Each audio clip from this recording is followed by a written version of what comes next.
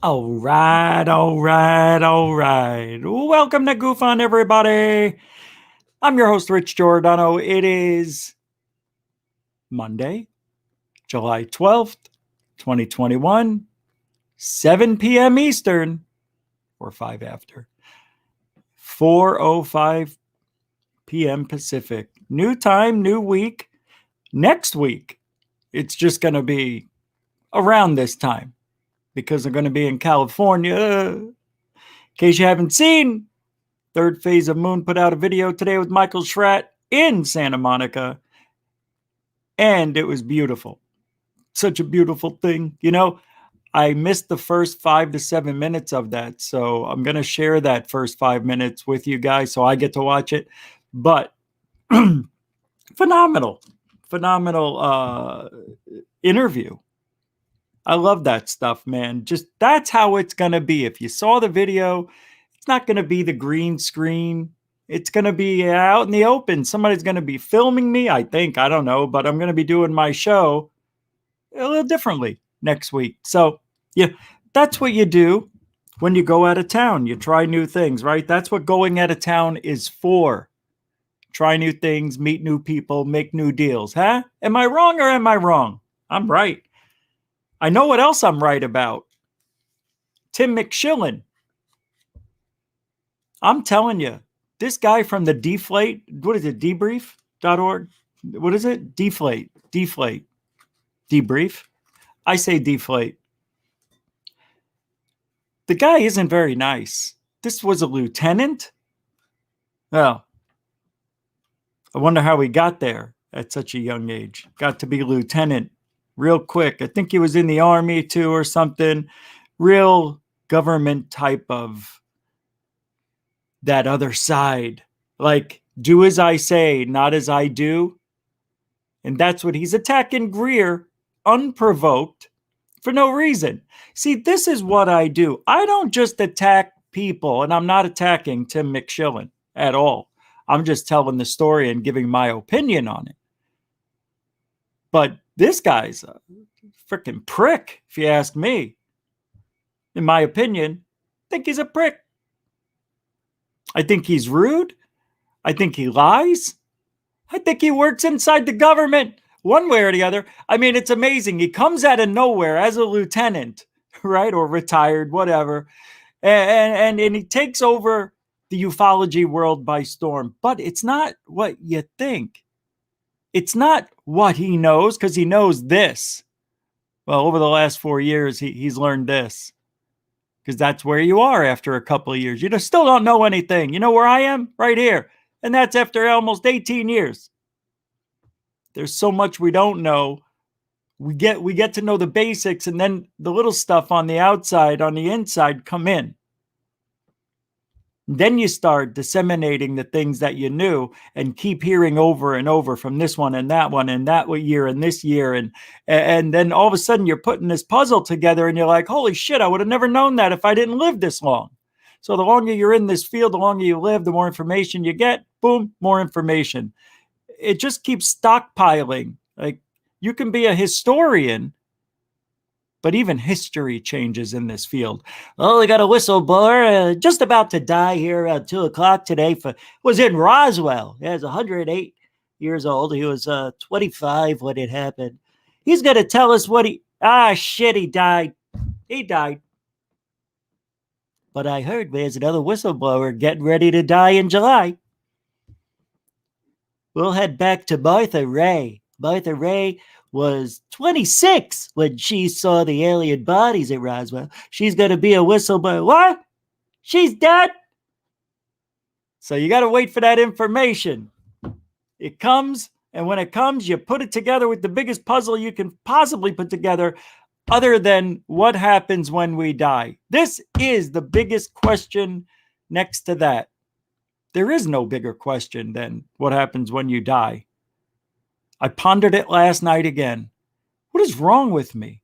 I am fascinated by death. I guess the closer you get, the closer you get, you think about it a little more. Because I'm thinking, man, so you mean to tell me, and I'm talking to myself, it just ends? Like, it just ends? Hey! What? I don't see anything. That was a $5 bell. Hey, Wreaking Havoc 215 with a $5 super chat says, I'm liking the new time, my guy. How dare you? How dare you call me my guy? But we'll let it go. You're a little bigger than I am. You can squash me like this. Yeah, I'm brittle. I'm brittle at 53. I mean, don't hug me, cousins, brothers. Don't hug me. And shake my hand with the dead fish, please. I'm joking. Thank you very much, Wreaking Havoc. $5 super chat goes right into the road trip fund, as all do super chats and super stuff you send into the show. Thanks, guy. Thanks, my guy. I'll say it. Hey, roll call, everybody. Coral Ann in the house. Welcome to the show. Wreaking Havoc on the show. And the $5 super chat. Dark Hour Paranormal. What's up, Michael? Welcome to the show. Misty OC Dragons. Did you send me your address? You want that bracelet? Welcome to the show. IR Film, welcome to the show. And congratulations to AI Warrior yesterday and Misty OC Dragons winning the two Goof On bracelets. Pretty cool stuff, man. Hey, IR, welcome to the show. Area 503 Manning, welcome to the show. Hey, love. Wow. I have to disagree, but I like your what do they call it? Your positive thinking. Love wins. You know, a woman said that. There ain't no way a guy said that. For me. Seriously, there's no way a guy's going to say, oh, love wins. Just doesn't happen. Sir Wolf 67, tell me I'm wrong. There is no way a guy's going to put his name on YouTube as Love Wins. Unless he's lying about who he, she is. He, she, we, they, e. Sir Wolf, what up? Joe Wall, what's up, man? Welcome to the show. Good to see you. Randall Hill, the man with the best compliments on the planet. Very nice person. Thank you for sticking around. I was a little worried that one night, remember? For you. Alien Girl, welcome to the show. Uno. Oh, no. Oh, no, look. Look at... Every time I do Uno. My mouth sticks like that. Helen Crystal Energy, welcome to the show. See, that's why nobody wants to watch this show, because I'm such a moron. Felicia Flores, welcome to the show. It's true. Dark Sky Files, welcome to the show. Denba, welcome to the show. You like the new hours? Who said that earlier? Whoever said that. I'm glad. Oh, Wreaking Havoc said it. Is that cell phone? Yeah, I like it. I feel like because I can see the sun. That was an accident. I see it's still a little light outside. We had massive thunderstorms today. Oh, God, I love it. Blue Chicken, welcome to the show.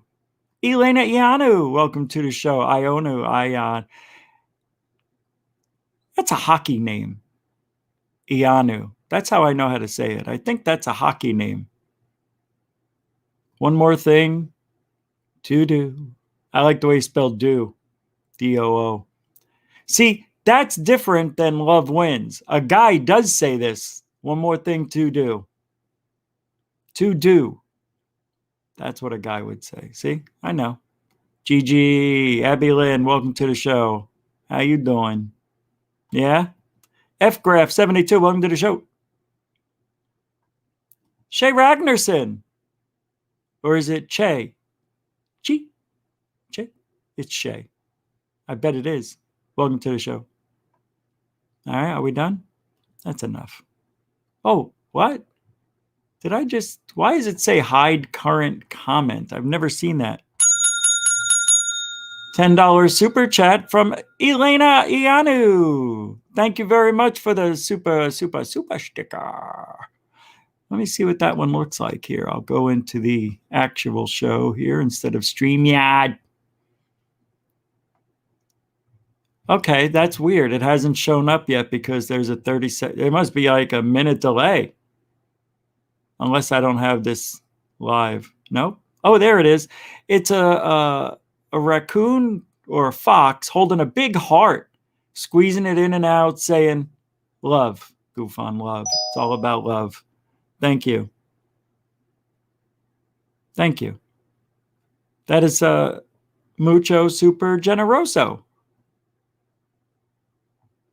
All right, you guys. Here we go. I didn't expect this. But thank you very much. Super generoso. Mucho gusto, super generoso. Is it in? We got it. Stylus Washington, $1.99 super chat. How realistically do you think CE5 is? I don't think it works at all. Not realistic at all. Uh-oh. No. Oh, no. In my coffee, I think a fly just dived in there. Oh, God. Dove in there, whatever. I see something. I don't know if it's a grain. It didn't look like a... Now I can't get it. I got to pour this out into something else. I'll still drink it if it's just a grain. I'm pretty sure I've eaten a cockroach by accident. Thanks, Love Wins. Thank you, Stylus Washington. Super mucho gusto generoso. I hope it didn't kill the dream for you, but that's definitely worth $1.99. Goes right into the kitty, to the road trip fund. Helen Crystal Energy with a $5 super chat. I'm loving the new time. Still got my eyes open. Me too. Look at the energy coming out of me. I'm like shot out of a cannon. Cannon. Yeah. Thank you very much. Super generoso. Hold on here. Thank you. And, an ad popped up. Oh, I knew I forgot to buy a bell today. I was out. That's what I went out for instead of I got caught in a thunderstorm and got distracted. Like I have ADD or something. Oh, I'm so stupid. I went out today to get a bell or something. I don't know if it would have been a buzzer, electronic thing, but I was getting something tomorrow. But I did get the plane ticket going to California this weekend. William Bridges with a $10 super chat says, for the trip, perhaps I can meet you all. Really? You live out there in LA? Definitely. Yeah, we're going to have to. I'll let Third Phase know if you haven't let them already. They might be watching, might not, but they're busy right now. But for sure, man. I'll be here Friday. We'll talk about it. I might even do a Saturday show. It depends. Thank you very much. Very thoughtful. Mucho gusto, generoso. Wait a second. Joshua Moreview. $20 super chat. Get some nos. I cannot find it. I could have sworn I saw it. Right? But I had a lot of Red Bull, so I didn't get it.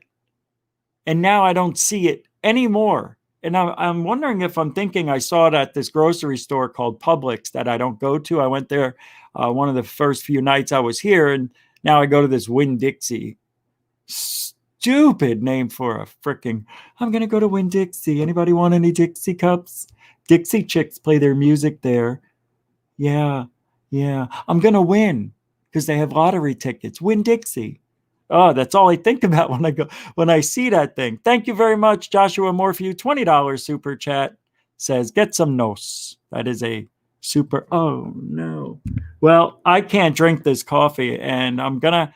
I'm going to play that first 5 minutes of third phase and go grab another cup, see if I can see if it's a grain or a fly. But I haven't seen any flies. It hasn't popped back up. It's probably a grain. Thank you, Joshua. Super mucho generoso, everybody. All right, let's get started. So, what's this? Goofon. Ha. There is a country bar in downtown Portland called Winn-Dixie. It is very popular. That's good for you? No, not for me. It sounds nice. I guess that comes from that, Southern party. They're gotta go to the old Winn-Dixie. Where you get your milk, Martha? I get it at the Winn-Dixie. I love me a Winn-Dixie. They shuck it right off the teat, right in front of you there. Put a couple of ice cubes in it. By golly, got yourself a Winn-Dixie milk. You got Winn-Dixie cakes. They got Winn-Dixie chicken. They got Winn-Dixie UFOs. All right, where is this thing? Winn-Dixie. Stupid. I hate it. I hate it. I hate it. I hate it. I hate it. I hate it. I really do. That's all right. It's up to you guys to like it. You can like it. You want it. What? I wish that fly. I'm really thirsty. I kind of want sugar. Hey, Cindy Lou. Ciao bello. Che pasta. Welcome to the show. Yeah, we're done with roll call. I kind of want sugar. You hear this thing? Cindy Lou. Why that's even on is beyond me. There's another one. There's another. We'll leave that open. I'm trying to pull up the third phase UFO report. Well, no, I mean, Are you serious? Yeah. I'm pulling it up right now. I don't know what I'm saying. Third phase of moon video from earlier today is what I'm saying. I'm going to ask you guys just to hold on for a second. You son of a... that's what I was just trying to avoid, and it happened on the very last second of that thought. All right, hold on for... can you give me a minute? I'm going to get this stuff situated, okay? Be right back.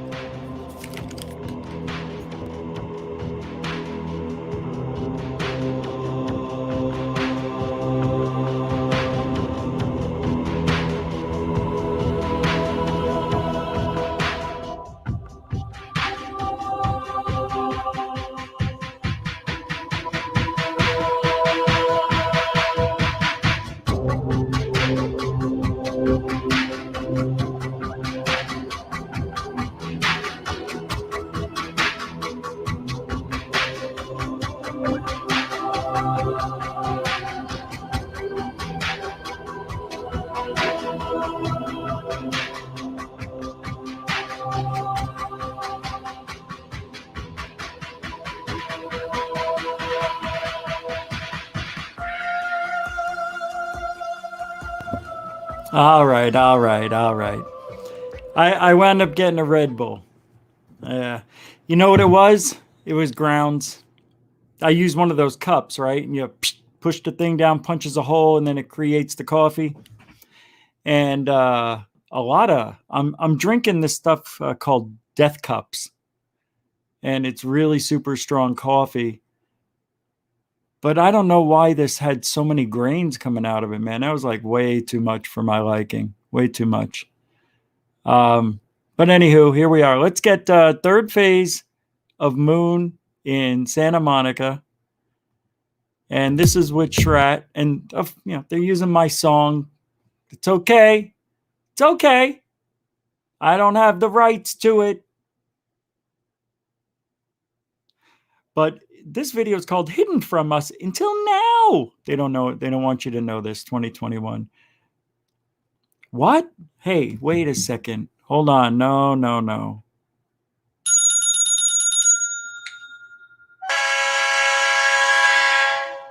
Mike Johnson with a $69.99. Yeah, I almost said it twice. $69.69. You know where my head is. That goes all over Santa Monica. I don't know. Mike, you're We did miss you, yeah, but man, he says, sorry, haven't been around much, Rich, but always check out the recording when I get time. Loving the new temporary. I think it's going to be a permanent time change, but for this week, yeah. And I will enjoy the trip. Mike Johnson, man, thank you, man. I mean, that's going right into the road trip fund. And also, I think I need. I'm gonna get another memory card, so the memory card will go in there. But I already have that. That's all right. I'll bring in another one anyway. So thank you, man. I can't thank you guys enough. I say it all the time when I thank you via email when that opportunity arises. You know I mean it, don't you? Who do I sound like? Nah, never mind. Doesn't matter. Thanks, Mike. Mr. Johnson, $70. That's $70 right into the kitty. It goes right into the kitty.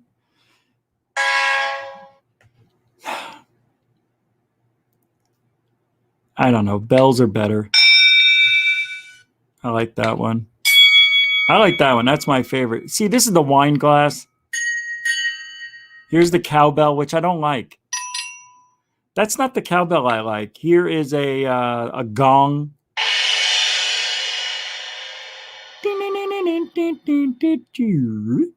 And then the choo-choo. And then the working bell. You know, it's time to go home. You know how they start off the Flintstones? I want the Flintstones one. Here we go. Third phase of moon. Sound familiar? Good.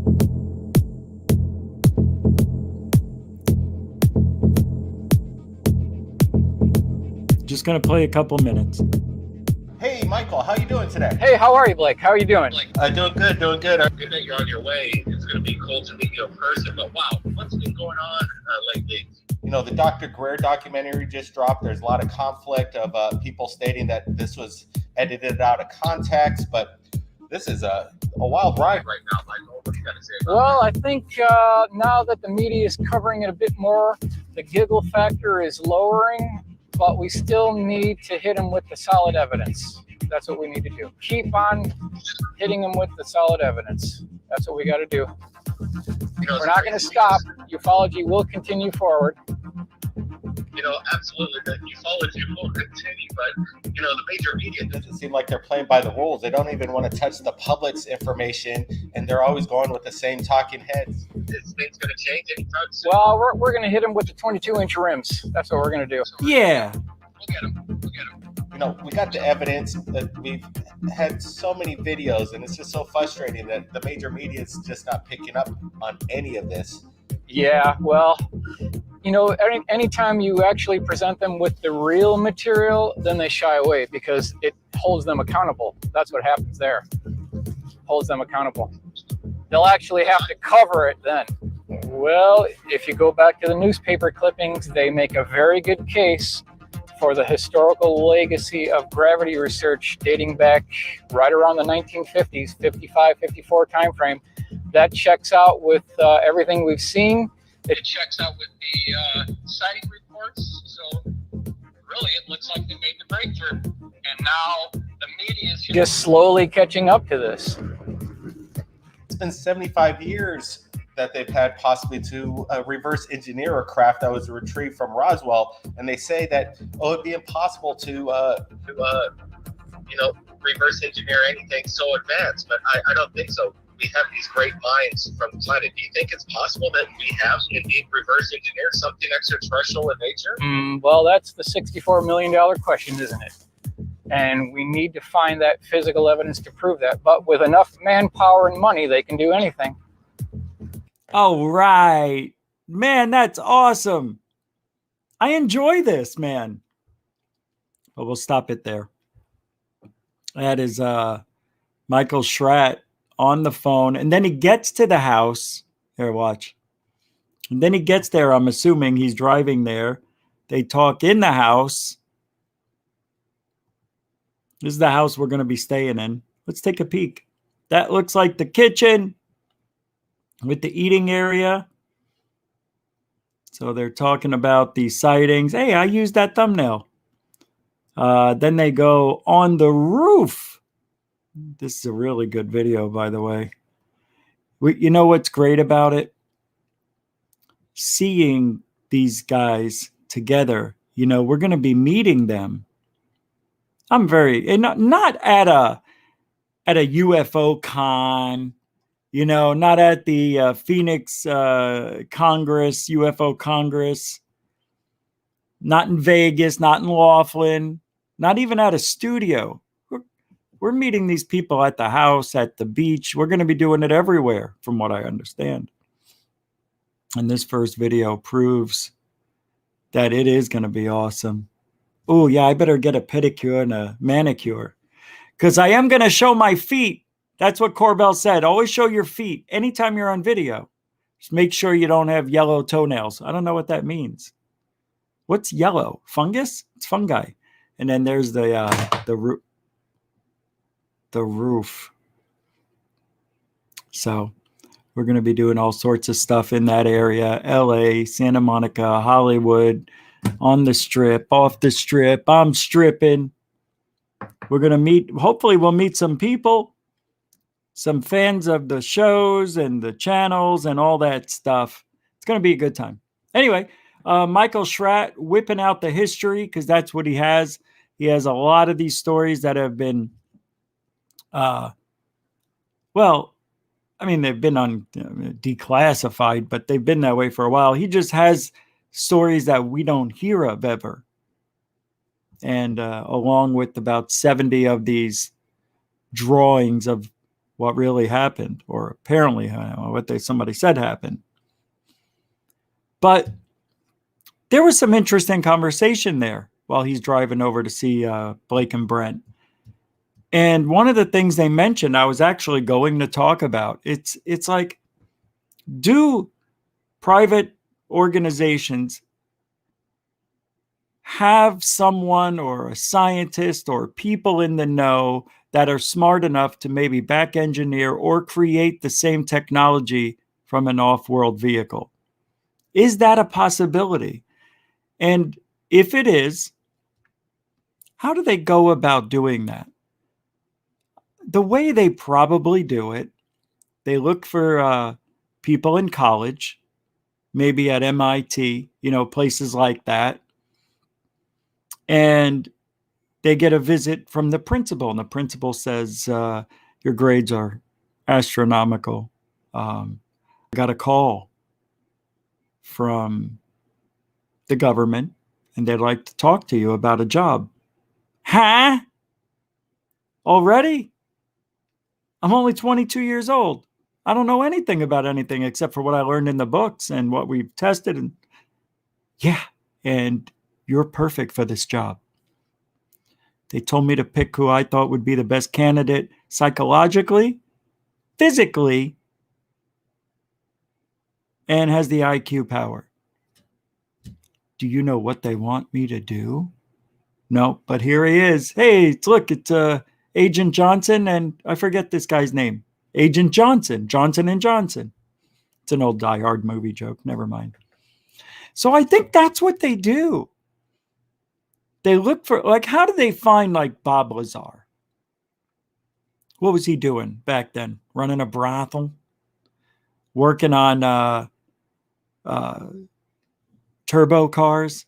You know what I mean? Like making turbo engines, a rocket car. Yay. I don't understand the Bob Lazar choice. That's why I don't buy the story. Because Bob Lazar looks the part. It's because I am the part. No, you're not. You're a recluse. You're irresponsible. Yes, but if they could just kill me, you know. But they didn't. Well, that's because I went on the news. No. Do you know when Bob Lazar came out, people were thinking, this is it. I remember this. We're going to find out if there's UFOs with aliens in them. Everybody was talking about it. Nothing. After Bob Lazar, it just got quiet. Now, I remember what it's like to be in the general population before the internet. I know a lot of you here do too. So, the only way we got our stuff, our information was through, even before they had cable, just whatever specials were on TV, whatever sightings were reported to the local news media, right? And if it was big enough, like the Phoenix Lights, it would go national. That's how we got our information. So when we heard of something, it was important. And I remember thinking, Bob Lazar, Jesus, man, this guy. Oh, and this George Knapp and his hair. They both looked the part, right? It's almost like we're actors in a Matrix reality. It is weird if you think about it. I want you to think about that. Think of all the players. Think about Bob Lazar. Think about what Jeremy Corbell looks like right now. Now think about what Lou Elizondo looks like right now. Right? They look like the part they're playing. I know I look like my part. The Cousins brothers are definitely their role. And many others in this weird world we live in seem to fit the role of ufology. And I think it's not just the passerbys, not the people who are only in it to make a living. It's the people who really have a passion about it are the ones that seriously look like they belong. You don't think that Luis Elizondo isn't passionate about what he's doing? I know, but if he's picked to do it and is a paid disinfo agent, well, they picked the guy who looks the part. But let's say it was just a natural course of a matrix reality in the reality we live. It still is Lou who's on the mainstream media speaking to the general public about the things you and I talk about every day. But nobody's teaching anybody anything. Nothing new has been said in 2 years, almost. There's a couple of things here and there, but nothing really major. But where do they find these people? Like, why Lou? I kept saying it. I don't know. Jeremy Corbell is all wrong, but he sure looks like the guy that gives you the bullshit videos, doesn't he? Lou looks like the guy that has these fantastical stories, but he can't tell you anything. And I'm really upset at this. This is what bothers me the most about what Lou Elizondo is doing. He says he's seen better video. He spoke to Lockheed Martin about what they have in their arsenal. Right? Lou knows, according to Lou, more than we do. Now, if this is a guy who is supposed to be for disclosure and getting the truth out, he's doing it all wrong. He says what? What does he say every time? It's his go-to. It's his go-to. Think about it. I am not going to risk the security of my country. Really? You saw more video on the gimbal, GoPro, and Fast Off, right? The Tic Tac, the Go Fast, and the gimbal. I had to say it correctly or I'd get beat up on that all day. Why can't Lou say this? On the gimbal video, the clear video that I saw, I actually saw what looked like to be retractable wings. Why can't he say that? Why can't he tell us that's going to make or break the security of this country by having retractable wing? Oh, I did see I'm sorry, the super chat came up and I didn't get to it. I forgot. Misty. Yeah, thank you for the I did. I don't know how I forgot. Just on a roll tonight.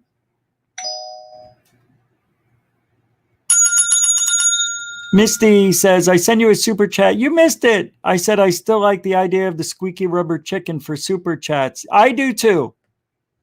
I'm sorry you had to do another 5 spot, but yeah, thank you. so much. I appreciate it.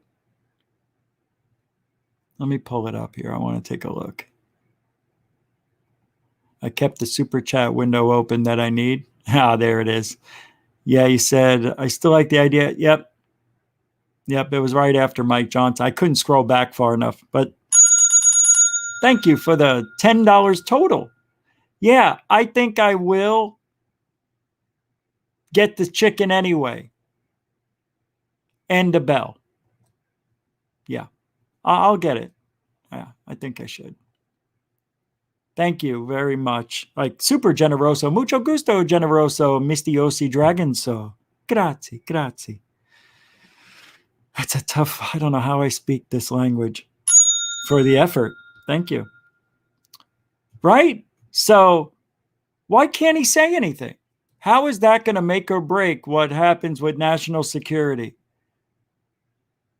When I saw the clear video, I noticed that it reflected the sky perfectly. Can't say something like that.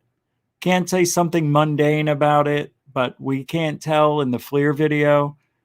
Why can't you? Supposedly, he saw more Tic Tac video, clearer Tic Tac video. Can't say anything about it. It was egg white. Why can't he say it was egg white? You know, if he knows what color it is. Oh my God, national security. Everybody, egg white. No more egg whites. Nobody talk about egg whites. I don't know what I'm talking about. But if Lou has seen something, isn't it about taking the risk to get the truth out? Don't you think that that should be the goal? If somebody says what Lou says and he knows what he knows, and let's say it's true, tell us. Go live in another country if you fear for your life. You know what? This isn't the job for you. These people, this is why we have a problem with Lou. Yeah, we're talking about it because I don't really think I talked about it in depth like this. I haven't, it's just always coming to me, different point of views, but it just makes me a little bit mad. That's all. And he and his friends are going to go talk to the media and tell them it's okay to talk about it. They're going to go to our allies and tell them, we'll help you talk about it. And then what else? Legislature, government, and all that shit. We're going to tell them. And what else did he say? These are the, what are these? The 5 deplorables.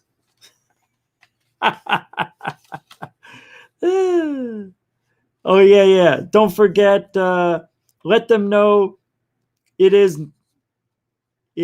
a security issue, and the hell with taboo and stigmatism because the conversation is not going away. We're going to help our allies with the conversation. Yay, Lou. You and Chris Mellon doing it all. Telling everybody. Hey, I'm going to go to France next week.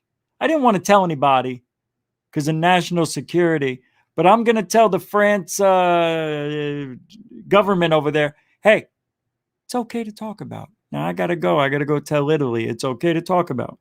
Shut off. That is a really lame answer. No, it's not what I said, Rich. It's not what I said. I said, we're going to go teach them how to talk about, Big Lou's going to teach. He's going to teach the other countries how to talk about UFOs to the public. I think they've been doing fine without you for the last 70 freaking thousand years. Nobody's got disclosure because nobody has a UFO. Nobody has an alien. Nobody has anything to prove anything. 70 freaking years since Roswell, 74, whatever it is. Come on.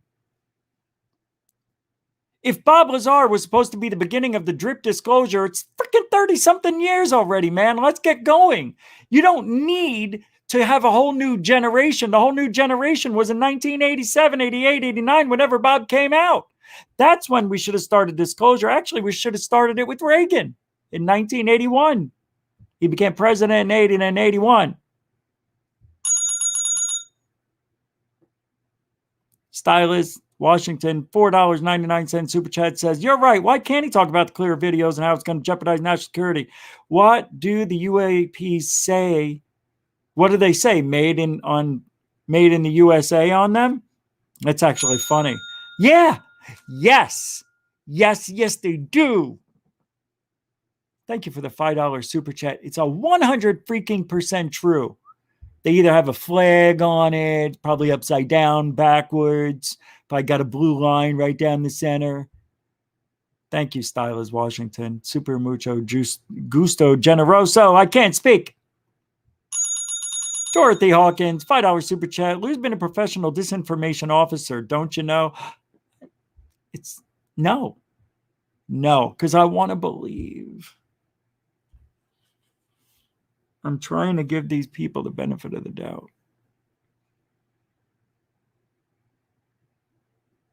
But when I watched the interview with Dr. J in the Cousins Brothers and Dark Hour Michael, they were asking these questions, and Lou, at one point, for 3 full seconds, stares down like he's waiting for an answer.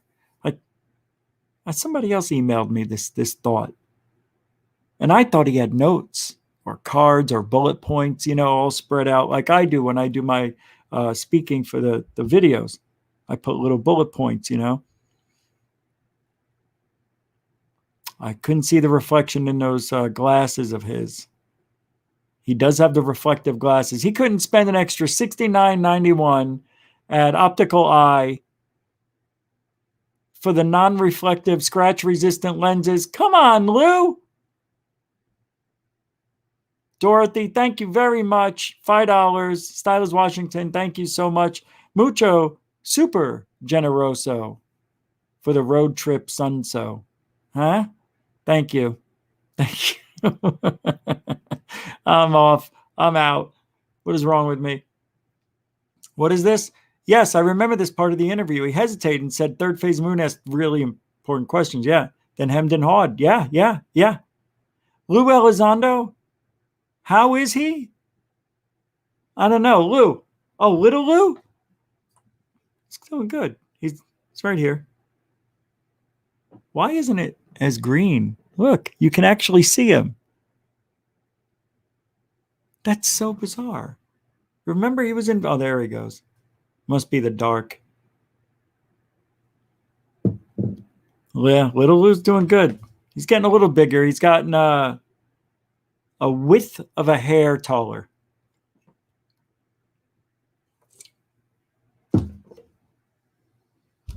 Anyway. Whoa, what am I missing here? Hold on. I hate putting you guys like on a second hold, but you motherless.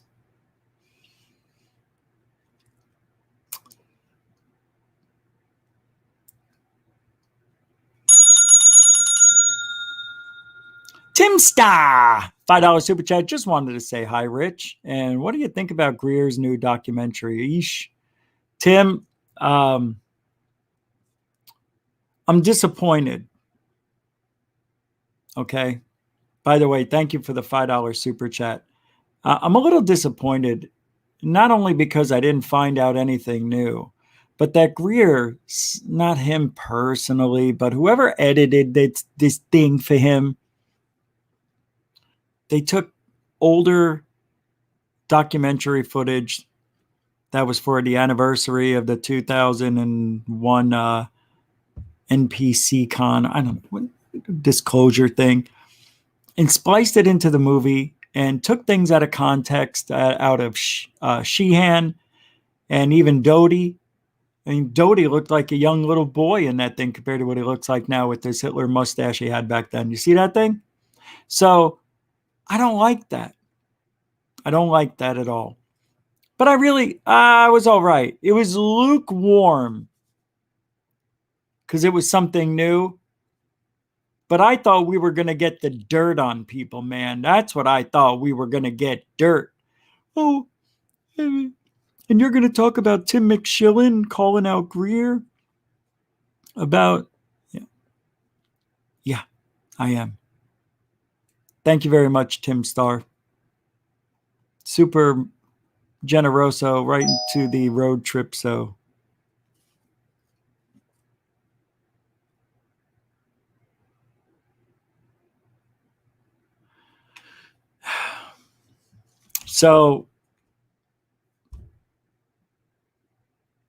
it is what it is, you know. Hey, I'd like to thank everybody coming here on the new time. We're 3 hours earlier this week, testing it out, seeing how it works. I think I like it. This way, when the show ends, I can work on third phase UFO report if I want, or whatever else. It's just so much better for me to end the show 3 hours earlier. I was staying up till 6 in the morning, man. I can't do it anymore. If I stay up till 3 in the morning, then I can get up by 8 or 9 and I feel great. I don't need much sleep. That's what I did. All right. I don't want to get distracted. But I do want to talk about what Tim McShillin said about Greer. Now, you know, hey, I say stuff about people, fine, when they do something, you know, when they say something, when they post a video. This guy's Tim McShillin, I think back in February, unprovoked by Greer. And this is supposed to be somebody who the Twitter young guns look up to, because he's got the website. Oh, and he was a lieutenant. He was in the army or whatever. Who gives a shit, right? But this guy, there's something wrong with him. I know it's not because of skill set that he became lieutenant. This goes deep. It's who you know. That's what I don't like about this ufology. That's what I like about GoofOn. That's what I like about third phase. That's what I like, about other people who don't use other people. Like I was saying earlier, Tim McShillin came out of nowhere and started mixing up with the people who, you know, takes a while to get to know these people, right? But here he is getting these people to talk to, do reports, and you're like, well, who is this guy?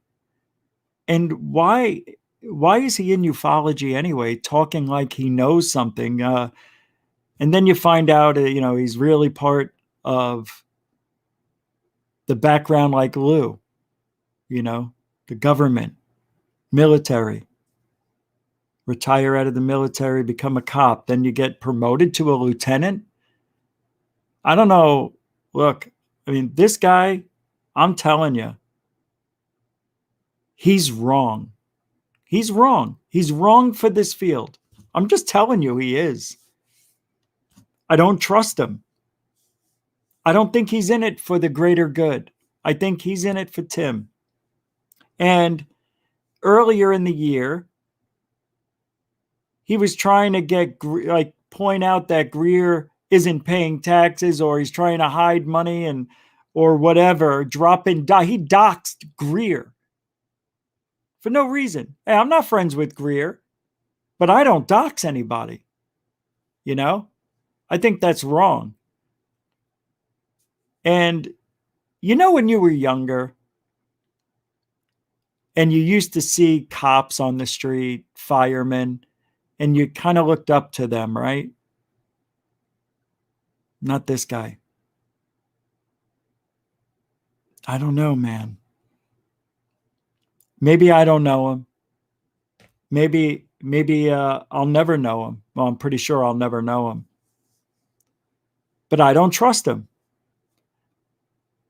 And with good reason. Because people who come out of nowhere, claim they know a lot, and can't back it up with conversation, he gets documents from people. People send him stuff, from what I heard. He may do a little research, I guess. But he acted childish in a conversation when I did the Brandon Fugel balloon. Those 2 balloons that he tried passing off as UFOs over Skinwalker Ranch. Really immature. Like, I wasn't even that mean. All I said was, come on, you can't pass off balloons or something like that. And of course, these are the types of people I don't get along with. I can have an argument with somebody and I can tell you what their political belief is. And I'm sorry to say it, but it's true. And I do have friends that are from that side, and we don't argue.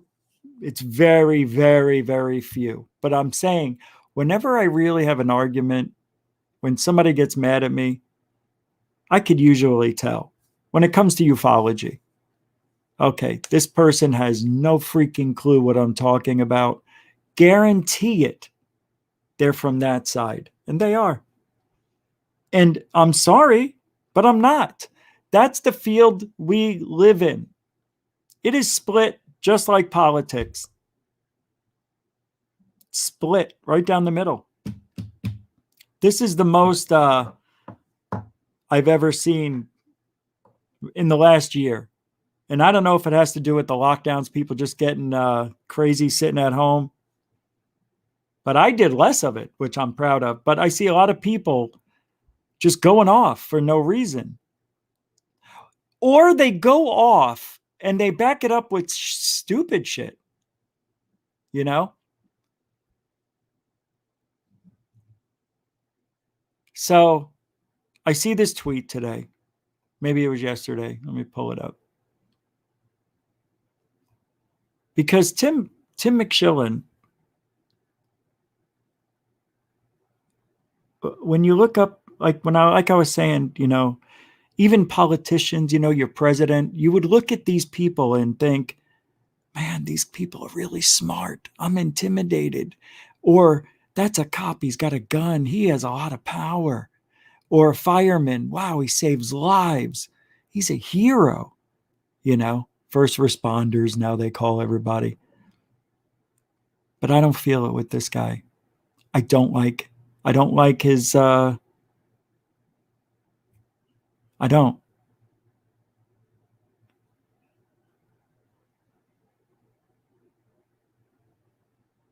Hold on, I'm pulling it up.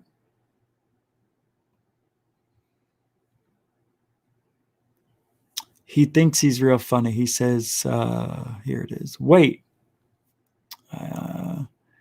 He's trying to be funny. Okay, I get it. But it's not funny. It's really stupid. Really. I know funny. This guy is not funny. He's dumb. He says, wait, so if the aliens taught Stephen Greer the communication protocols, quote unquote, that actually does mean he holds no lawful claim to IP rights. So you legally could copy the CE5 stuff and sell it for half price. So I said, dumb comment. Aliens are not citizens of America and aren't recognized as humans, lawfully speaking. Your knowledge is flawed, like always. Do you still have Batman balloons for sale? It's a dumb comment. It's a dumb comment. But I don't get it. I know what he's saying. So if the aliens taught Greer how to talk with his mind, and then he makes a book, writes a book, and tells people how to do it, can I take the book and sell it half price because there's no copyright on that? The aliens wrote it. It's really a dumb joke. And it doesn't surprise me that would be there. But what does surprise me is that this guy, Tim McShillin, thinks he is above every one of you. Every one of you. He'll say, no, I don't think I'm above anybody. Remember the black kid? Remember, he was so scared when I came up to his car and I had to calm him down. Remember that story, that bullshit story where he pulled over a black kid? And when he walked up to the car, the kid was so scared he thought he was going to get shot. That's the story, Tim said. They can't find the witness. Don't know who it is. Don't know. He just let him go. Oh, no. And then Tim told his bullshit story. No, we're your friends. We're not racist. We just fear a little more. Yeah. Anybody who works that hard has a lot of white guilt, if you ask me. I bet you he's given a few tickets he shouldn't have given. How many lives have you ruined with falsifying tickets and other shit on your reports? I wonder. Because if this is the same guy who wants to put up a Batman balloon, I'm not saying it was a Batman balloon. It was a balloon, and it looked like a balloon. And if it looks like a balloon, it acts like a balloon, it was not a UFO. So, needless to say, one of those, right? Wasn't one of those George Knapp photos that was given to... Wait a minute. Now I'm confused. Because George Knapp put himself in the group of the... Oh, the fucking phone. George Knapp came out with these other 3 photos, right? And we talked about them on the show. It's a reflection from the camera, the flash, the phone, whatever I said, and other people said different things, right? But then that Batman balloon was lumped in with the George Knapp photos, and the report came out, I think, and said one of those was actually a deflated balloon. But I don't remember which one it was. I don't know if I ever found out which one of those 4 pictures was a deflated balloon. I bet you it was Tim McShillin's Batman balloon, which really, no, it wasn't a Batman balloon, but it sure as hell looked like one. It sure as hell freaking did. Nah, my dad was a cop, okay? Other family members were cops, and my family worked for the government. After 6 months of being on the force, I think most everybody gets tainted. You really learn on the job when you become a cop. And I think this Tim McShillin sucked. And I don't know. Well, do a FOIA request maybe. Check out his career. Nobody's done that yet, huh? See if there was any complaints. I'd like to know. I'd like to know if he was accused of certain things. And if he has a clean, squeaky record, I'll apologize on there. So... I don't even want to find out now. I want to be right. Because his personality dictates that I'm right. He's going after Greer, who did nothing to him. Greer probably doesn't even care about this guy, doesn't even know he exists, but he does. But I'm just saying, Greer doesn't give a shit about Tim McShillin. But Tim McShillin is supposed to be on the pedestal. That's why I'm talking about him. This is a lieutenant. This is a guy who was in the Army and then retired, or I don't know how he was discharged, but then became a cop and then a lieutenant. And it's not because of what he knows, what I heard. It's who he knows. I think his father, or he has family or something that helped him. I don't know. Does anybody know?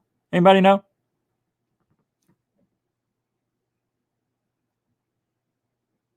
Right, Mike? White guilt. Definitely. I know it is. I know it is.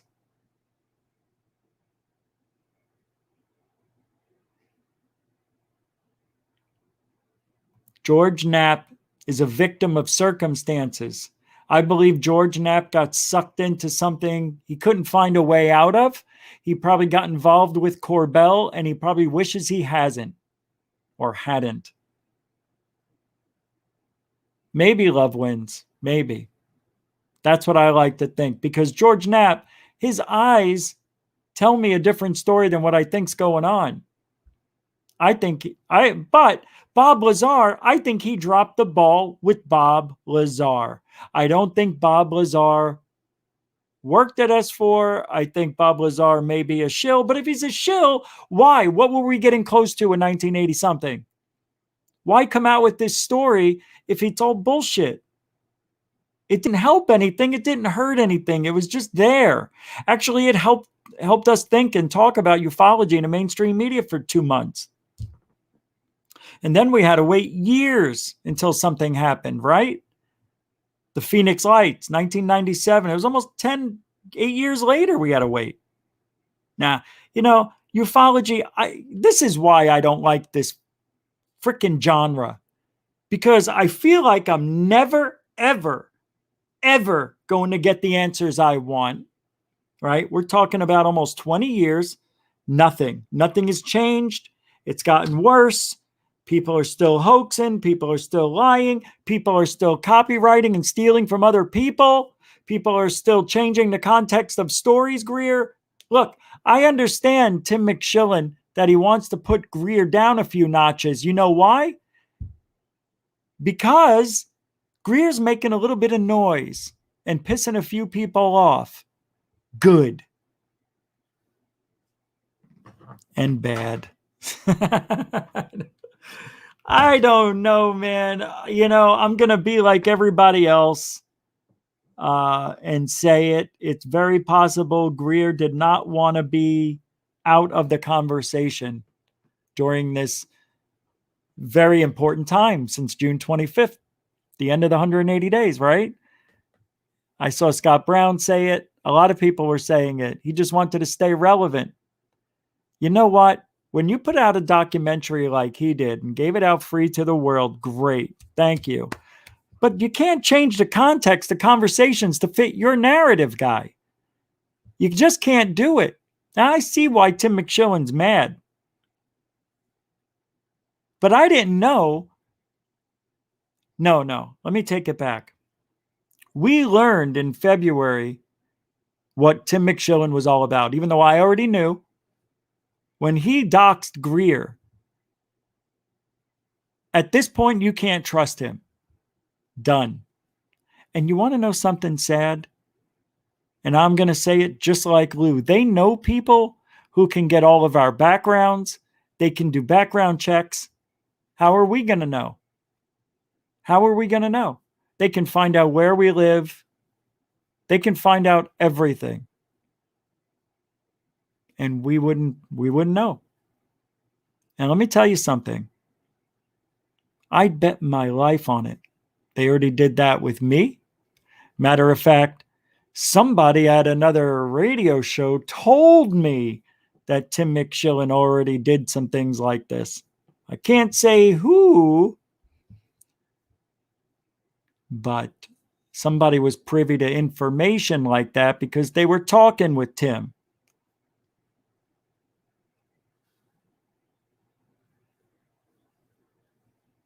I don't like it. And I never forgot that conversation I had with that person.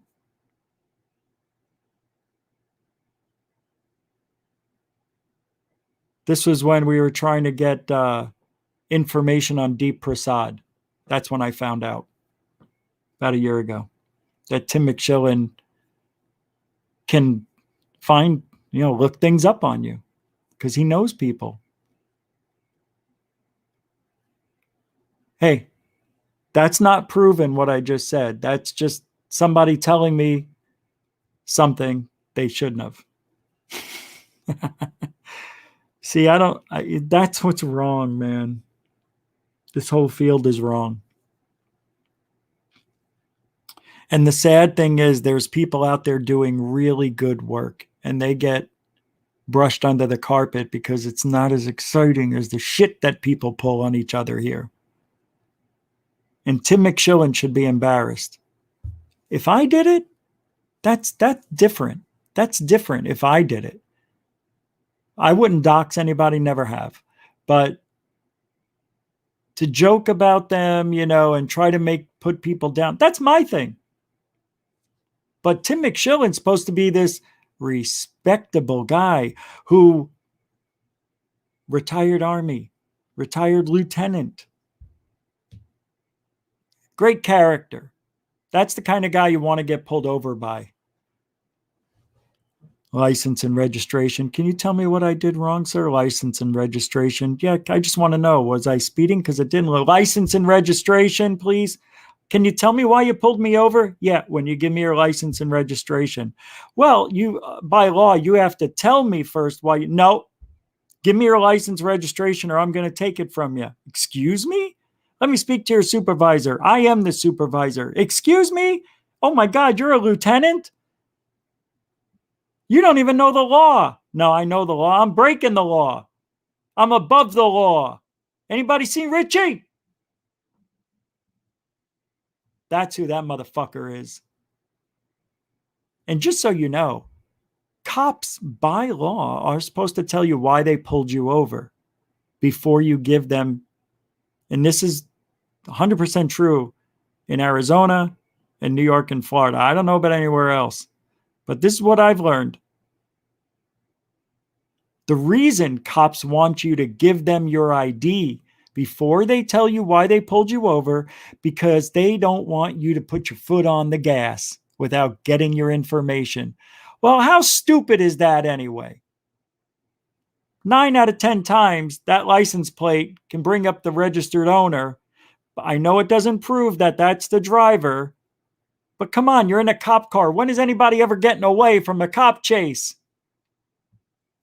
No, but we're trying to reduce the risk of people running from the law. They may get out of control and kill somebody else. I understand that. That's why we want that license first. But that's against our First Amendment. That's against our. If you get pulled over by a cop, by law, you have to give him your ID, your driver's license. Just so you know, you have to, because driving is a privilege. It's not a right. So don't ever think you're not supposed to. But they are supposed to tell you why they pulled you over. Now, if the cop says, well, let's say it goes like this, can you tell me why you pulled me over before I give you my ID? Well, I smelled weed. You know, I understand it, but it ain't right. It's unlawful. That's what I think this guy is. And I'm pretty sure I'm right. You can see there's a personality flaw in this guy. For somebody who wants to be very well respected in his community, he's playing with other people's lives. Like, it's a fun time. Doxing Greer? You're doxing Greer? You freaking balloon freak. It's dangerous. You shouldn't do that. You don't know, man. People can lose their freaking minds in this world. Anyway, I wanted to bring it up because too many people look up to this shithole. Okay? I don't like people that lie. I don't like people that make it up the chain of command because of who they know, not what they know. I don't like people that lie about pulling somebody over who was black and he was so scared and I talked them into feeling comfortable around the white man. I hate that shit. Who was it? I didn't get his name. That's what cops do. Cops get names. You didn't get his name. Well, you suck at your job. You're a lieutenant. That's what they teach cops. First day at work, always get the name. Never let anybody out of your sight. Even if you got to bend the rules a little bit. You mean the laws? Yeah. Yeah.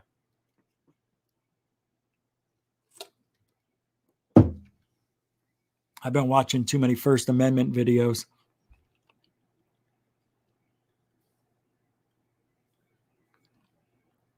This guy really bothers me. He's bad for ufology, in my opinion. He may do some great things on his Deflate website. Great information on the weapons that are being built by Lockheed Martin and all the other ones and all your friends and all that shit. Good for you. And then every now and then, Tim McShillin, it's not a UFO website. But anytime something UFO comes up, boom, homepage. Nobody talks to this guy unless there's a UFO video or something to talk about. That's why he tried that bullshit thing with Science Bob. That stupid failure of a story. No. These are the group of people. Elizondo, Tim McShillin, Christopher Mullen, Brandon Fugel, and I can't think, a couple others. They're all part of that hub of what UFO Twitter looks up to.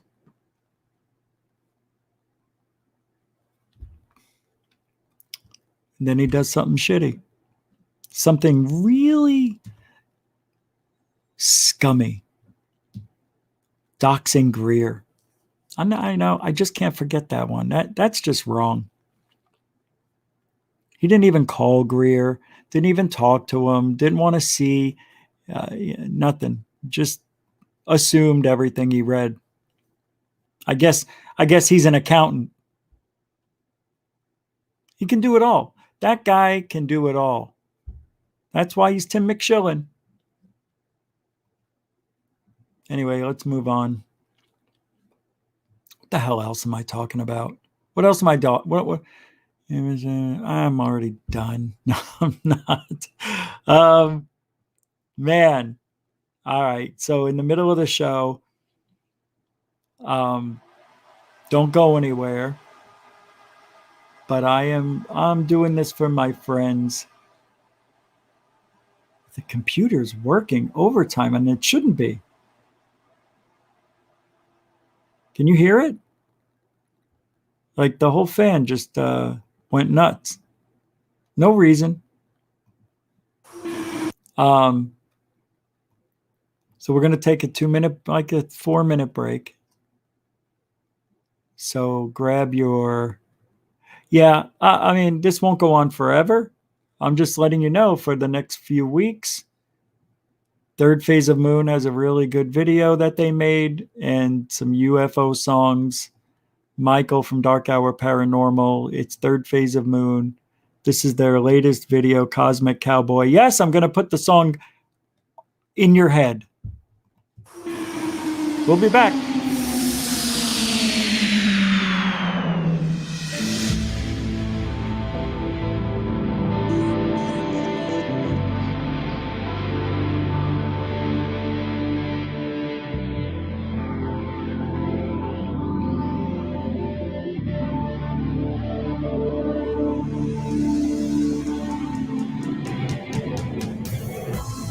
Lying way between the folds, where realities melt, where light and dark don't oppose. This is the realm that I lead, and as with everything, none is mine, but I traverse the skies, forging avenues the course may never be followed. Way back home, a cosmic traveler. The way back home, a cosmic cowboy. The way back home.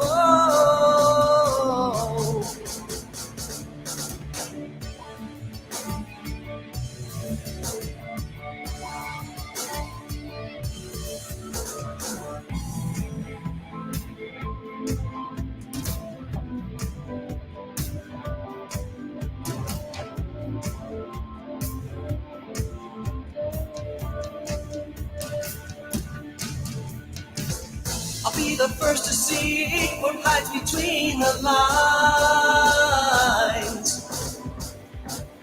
More than what we thought, life can never be the same.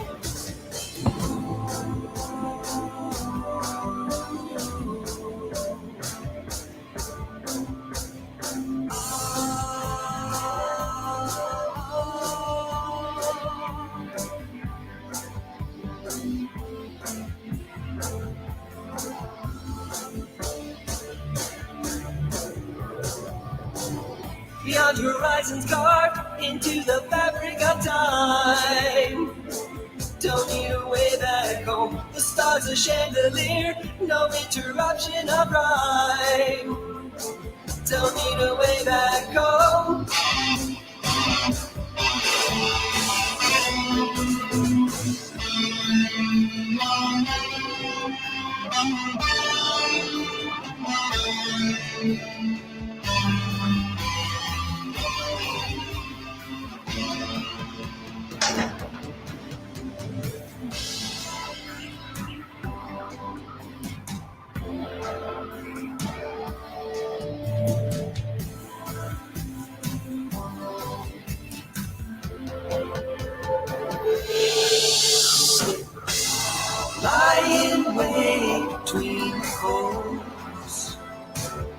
realities melt.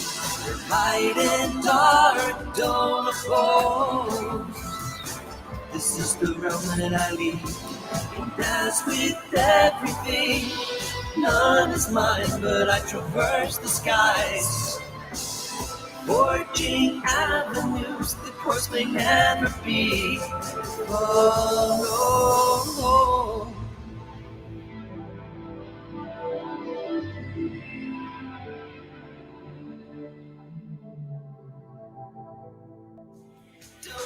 Third Phase of Moon, Cosmic Cowboy, available right now on iTunes and all streaming audio platforms, including the exclusive Third Phase of Moon Cosmic Cowboy merch.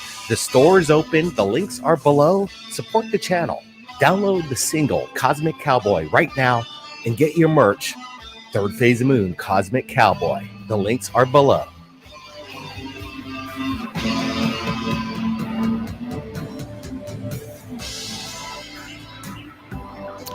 The links are in the description. You know, I think I'm going to move that towards the end of the show.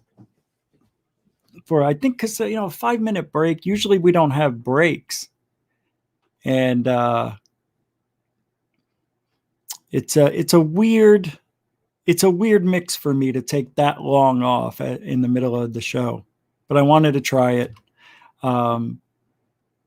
It's a great song. Check out the links in the description. I got one of their shirts. I keep forgetting to wear it on the show, Cosmic Cowboy. But anyway, Third Phase of Moon, Behind the Veil. A boomstick. Wait a second.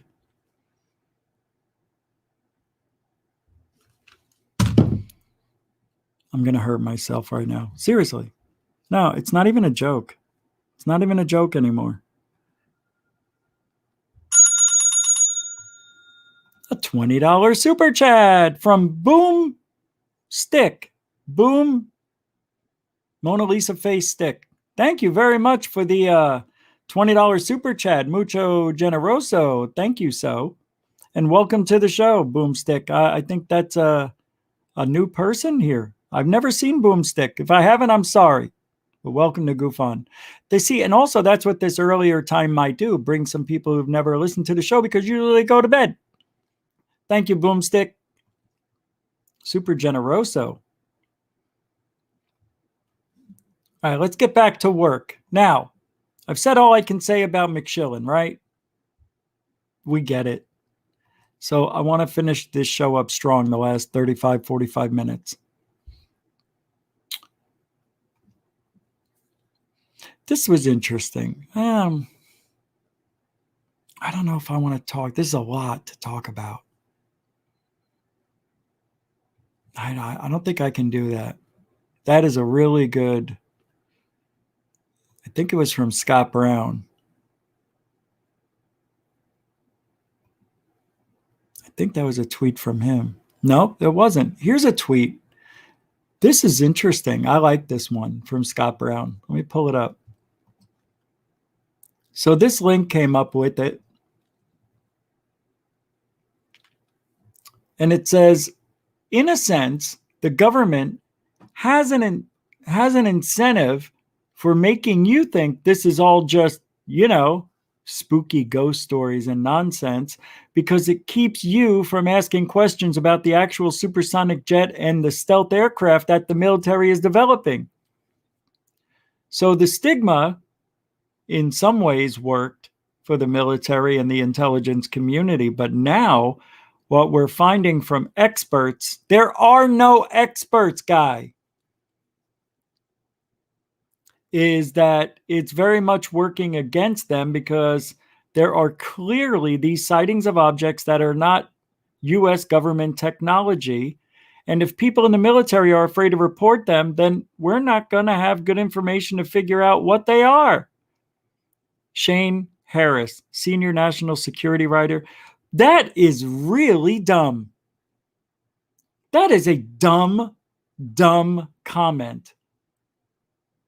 Shane Harris. You want to know why?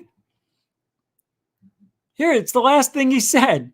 He said that it's very much working against them because there are clearly these sightings of objects that are not U.S. government technology. Really? Really? Clearly? Where's there clearly? Where? Dumb comment. And if people in the military are afraid to report them, they're afraid because there's a stigmatism attached to it. Yes, I know. But there's the stigma attached to reporting the UFOs that people would think they're wacky. We're not in that stage anymore. They're allowed to report them without being ridiculed, even though they will be ridiculed by everybody else. He says the military are afraid to report them, then we're not going to have good information to figure out what they are. Shane Harris, are you forgetting the public sees UFOs too? We've been talking about this for the last 4 freaking years. 5. They're not talking about the public shit. They're only talking about military shit, Shane. What about, go to the public? Go to the top UFO websites. Hell, you want to go to Third Phase of Moon? Go to Jaime Maussan even? Do it. See what they got. Compare it. They're not even doing that. They're not even going there. Oh my God, I just figured out why. Oh, I just figured out why. Don't you see the timing of all this? How dumb. I don't know if anybody's ever said this. When Bigelow purchased all of MUFON's data and went to other UFO websites and got the data and personal information about people who reported UFOs, that's the information they're using to compare with what the government has. Yes, they're not talking about what's happening now, but they recently just acquired all this stuff a couple of years ago. That's what it is. Oh, I'm so stupid. All that information, they're still sifting through it all. They must be. All those sightings reports, looking for patterns, using the pictures and video evidence that was submitted to those websites and MUFON. It's all there for them. It's all there for the taking because he bought it all. What do you think Bigelow is? A nice guy? Oh, I just wanted to learn. I just wanted it for myself. That's all. I'm not sharing it. I'm not sharing it. Bullshit. Ha!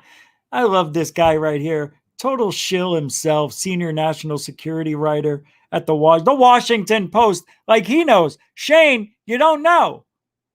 You don't know what you're talking about. That's why these people in the mainstream media and the mainstream news are bad at this. They don't know shit. Why Tucker doesn't bring one of us who's not Nick Pope. Nick Pope was Ministry of Defense. He's government idiot. Sorry, not an idiot, but a liar. He's a liar too.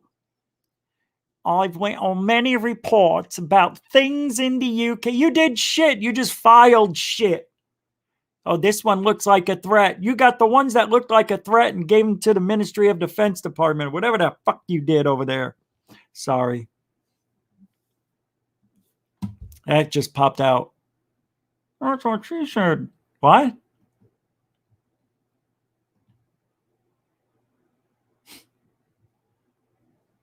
That's why, man.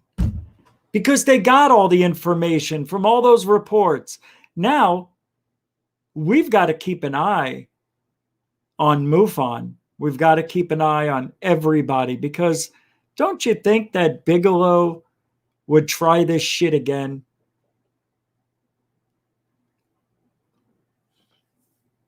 Like every 5 years? Just go around. Maybe he'll come back to some of the channels and websites that didn't give him the information and offer more money for it. Or they don't need it. They don't need it. We still don't know what happened at Skinwalker Cache. We still don't know what happened over there. Kept all that shit. What? Oh, all right. There's nothing going on. I think at Skinwalker Ranch this year, I haven't watched it. I watched one episode, I think. I think they were digging underground, right? Weren't they going to dig? Did they already? I don't know. I can't remember if I watched it because it sucked. That has to be the worst show on TV as far as anything supernatural, paranormal, or spiritual. It is just plain awful. Just a bore snore show. It is just awful. And the only reason we watch is to look at Dragon. Every time you hear the name Dragon, you're like, Dragon? And then you realize it's that guy who looks half stoned all the time. Who's that comedian that looks half stoned? He looks like that comedian. Dragon. Shut off.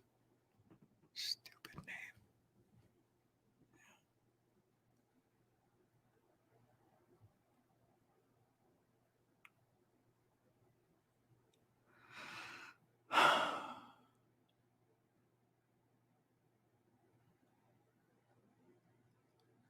I don't know, man.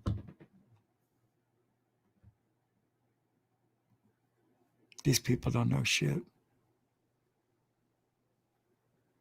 They really don't know what they're talking about. Okay.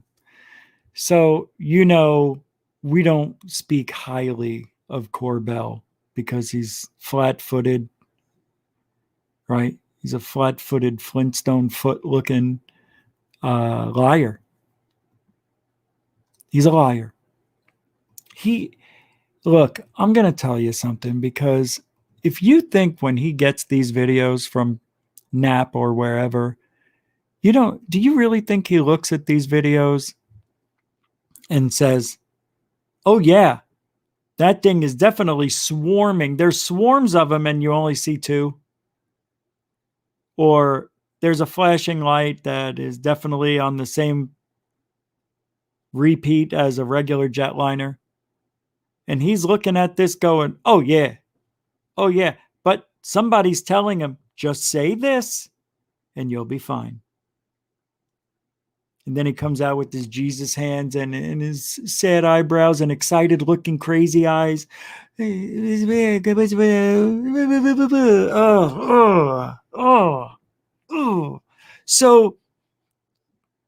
Corbell, because there's nothing else significant to talk about in his life, tweets, back in my spaceship and headed home to the desert. A great couple nights with George Knapp. Name drop. Ah, you mother's asshole. I swear to God, I'm going to kill him. Enjoying the performance by the formidable Joe Rogan. Name drop. And then seeing the UFC fights. Even if a difficult night for the notorious MMA. These being the punches we roll with. Expect the unexpected. And I said, always name dropping. No one cares, Jamie. I'm calling him Jamie from now on. That's right, I forgot. Yeah, Jamie. Hope I run into him in California. Yeah. You know for sure he's got a dead fish handshake. That guy gives dead fish handshakes. Probably like this, Hey, how you doing, Jamie? You probably even do a little curtsy for me. Hi, Rich. How are you? I'm so happy to meet you. I can't believe you're here in California because we have the best UFO sightings ever. And if you go down the coast to, the Catalina Islands, you might see something fantastic. That's where I weaponized my curiosity.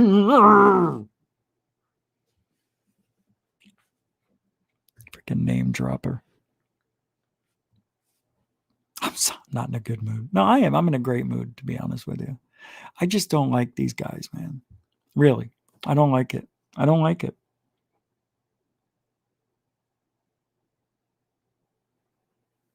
Like, who gives a shit that you went and saw an MMA fight? I didn't talk about getting it and watching it. Never. That's different than going, Rich. I know, Corbell. Gee, who did you... And we saw Joe Rogan live. He is really funny. Ugh, God.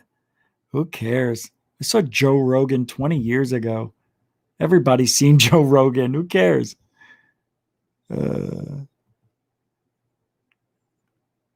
Enjoying the performance by the formidable. Why is he formidable?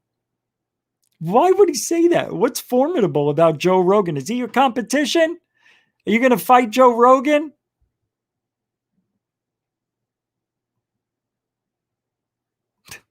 Stupid.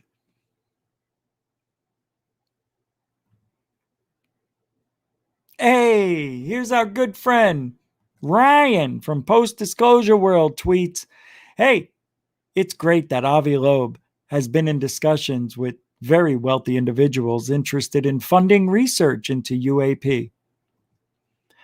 It will be extremely exciting when tremendous funding to research UAP starts to funnel into the private sector outside of the government.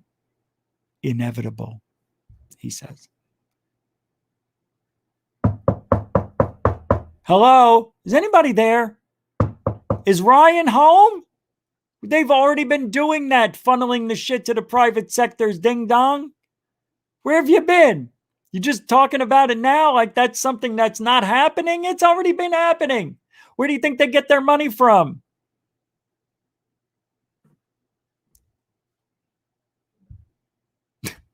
It's going to start funneling into the private sectors outside of the government. Why do you think you can't get a FOIA request on UFOs from the private sectors? Because they're private, they're not government. Oh, I swear to my goodness, God. Alien bless me. Who's this? All right, here's an interesting tweet. Okay.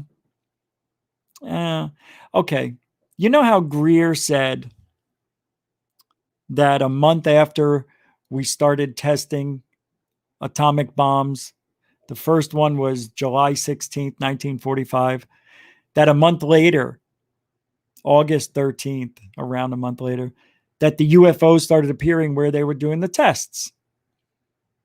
Well, this guy says, or it's a guy, Robin, says the first atomic bomb test was July 16th, 1945. The nearest star to our sun is 4.2 light years away. So he's assuming light speed. If the quote-unquote aliens happen to be there and the flash happened to face them, they would have seen it in 1949. So he's saying if the planet was facing their planet, if Earth was facing their planet, and they saw the flash from our planet, it would take them 4 years to get here, 4 light years at the speed of light. Then he says, but they show interest well before that. What does that suggest to you? That the UFOs were here. So what normally should, if you go to speed of light, it would take 4 years for the UFOs to get here after the first detonation of the atomic bomb. So what he's suggesting is that either they're already here, which is what I believe. I believe the aliens are already here. I really do.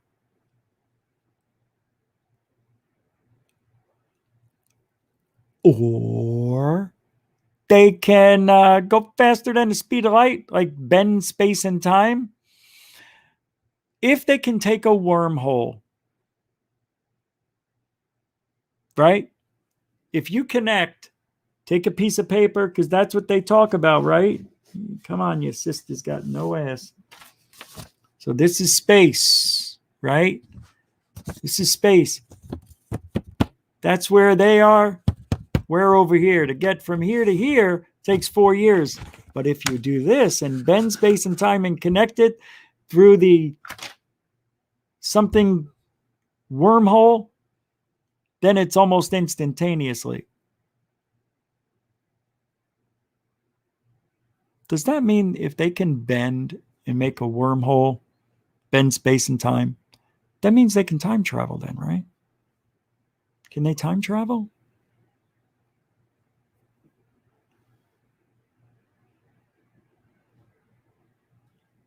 I'm watching this TV show. Well, it's a Netflix series. It's called Dark. And I'm 5 episodes in. I'm starting to get a little frustrated because it's slow, but they're really like every thought is put on the screen, so it's taking forever. But there's this tunnel that's in this town. I forget, what is it? Winden is the name of the town. And I don't know yet, but 8, 9, 10-year-olds went missing like 33 years earlier, and it started again. And 33 sheep were killed one night because there's this some sort of electronic, what do you call it? Energy pulse or some sort of radiation wave or something that is used, and it's creating a sort of a limbo portal. Like if you walk into this tunnel and get to a certain point, once you cross over, you go either 6 months into the future, you go back into the past. I don't know yet. Then there's a guy who walks out of the tunnel.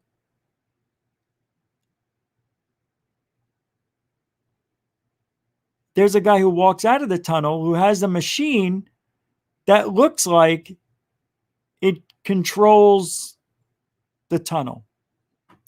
I don't know, but it's really interesting. I would say watch it. It's slow. It's in German, but they dub it over with American voices, so you don't have to read. You get used to it after the first episode. But anyway, it's just interesting. Whoa, we've got Tim, a regular contributor with a $5 super chat, says, for my lateness and the excellent piece of paper example of wormhole physics. Hey, that's how they do it, right? That's what they say. They always grab the piece of paper. Thank you for the $5 super chat, but that's what they do. Here to here, and then, you just crunch it up and both sides make it, right? They connect right here. So instead of going from here to here in 4 years, you just go, boop. What is it? The Rosen Bridge, something or another? Thank you very much for the $5 super chat. Goes right into the road trip fund, Tim. Thank you. It's okay you're late. You're not, well, you probably didn't remember that we're starting the show earlier, 3 hours earlier. So it's now 7 Eastern, 4 Pacific for this week. And next week, I don't know. I don't know what. We're just going to be popping up around this time. It'll still be light out where I'm at.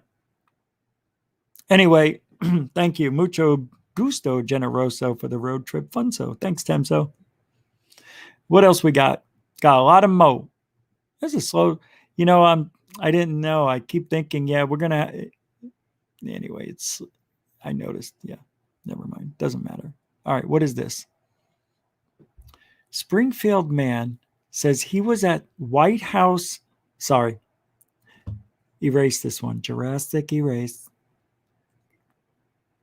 This one here. Hold on. I want to see something here. Nope, not it. It says Springfield man says he was at White Sands Missile Range when he saw UFO in 1959. I'm not into conspiracy theories, but I have to wonder, Steve Pokin says from the Springfield News Leader. Was it coincidence that editor Amos Bridges mentioned that UFO stories were drawing big online audiences at other USA Today network sites, and only days later, Jack Embry stopped me after church to report he once saw a UFO? It made me think, what do I really know about Embry? Well, he's 92 years old, has a wife named Carolyn, 2 children, 4 grandchildren, goes to church. I was in the Korean War in the field artillery, He was in the Army 22 years. On February 17, 1959, he was a captain at the White Sands Missile Range in New Mexico. It's a military testing area operated by the Army, originally established as the White Sands Proving Ground on July 9, 1945. The first atomic bomb, codenamed Trinity, was test detonated there July 16, 1945. In 1959, World War II was behind us. We were engaged in a Cold War against what was then called the Soviet Union, now Russia. Hembry worked on the Redstone Missile Project. The PGM-11 Redstone was the first large American ballistic missile. It was in active service with the Army in West Germany from 1958 to June 1964. At White Sands, Hembry was the launch pad and control safety officer. Launches had countdown of 33 hours, he said. He and several others stayed the night in a block house near the launch site. The launch was controlled from within the block house.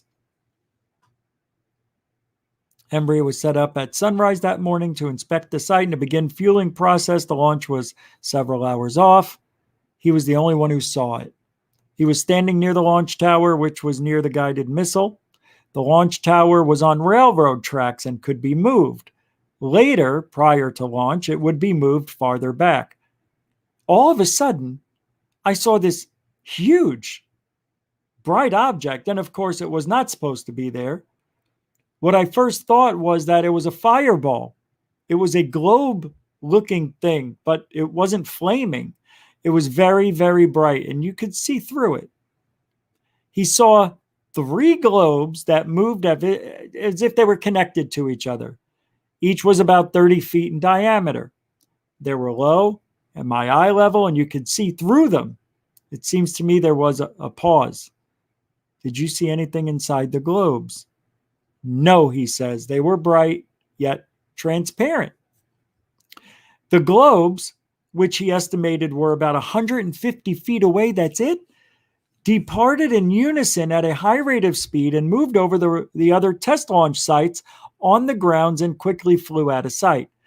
He says the whole thing had to have taken place in 30 to 40 seconds. Did anyone else see it? Therein lies the problem. No. Did you tell anyone? Yeah. He immediately told others in the blockhouse, many of who were sleeping at the time he saw it. They said, "Oh yeah, what have you been drinking? Did you file any type of report?" No. Did you take personal notes? Nope. Did you tell anyone? Only told my wife. Have you ever told anyone else over the years? I've mentioned it to a few guys. Did local radar detect anything? I don't know. I never checked. Ever told a reporter? Nope, just you. Why me? I like the way you write, and we go to church together. Were you angry that your fellow soldiers didn't believe you? Nah. At that time, we were getting sporadic reports from pilots on what was then called flying saucers. What did you think it was? And then what do you think it was today? My best theory was when it happened that it somehow was a reflection caused by the sun, but then it couldn't have been because it was right around sunrise and the sun wasn't even up. Then he thought perhaps the UFO was a Cold War espionage craft created by the Soviet Union, but that didn't make any sense either, he said.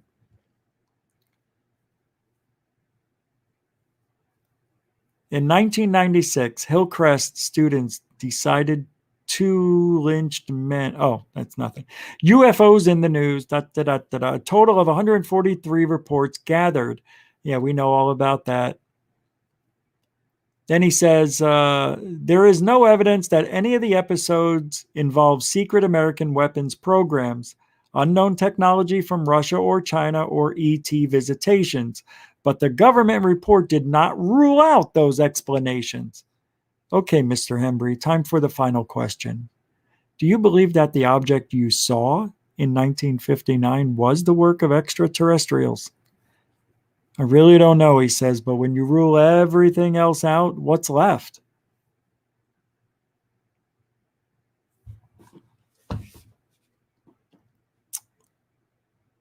What does that guy have to gain by telling that story?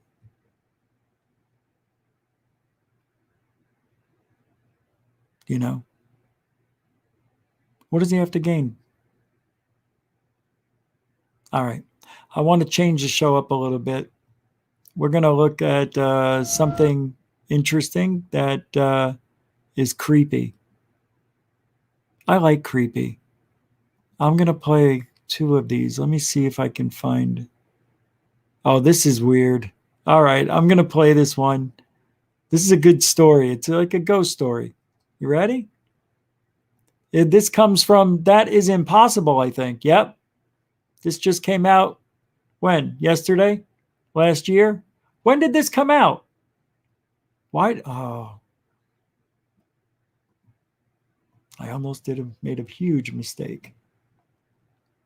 Yeah, this just came out. All right, let's play it. 5, 4, 3, 2, gush. And this is exactly what happened to a family in Beauport in Quebec in 1989. A strange and disturbing phenomenon was actually captured on camera and aired on live television. One August morning, teenager Nancy slept comfortably in her home when her peaceful sleep was suddenly interrupted by a loud bang that came from the wall inside her bedroom. She jumped up out of her bed and held her breath, waiting to see if it had been in her dreams. And when all of a sudden another loud and powerful bang made the entire wall vibrate. This is when Nancy noticed that there was a hole on her bedroom wall. Soon, the mysterious banging was heard throughout the entire apartment complex, and Nancy's family and every other family that lived in this apartment complex. I think I know what's going on. I think I figured it out. There's secret compartments and hallways within the walls of this apartment complex, and somebody can go around and spy on everybody.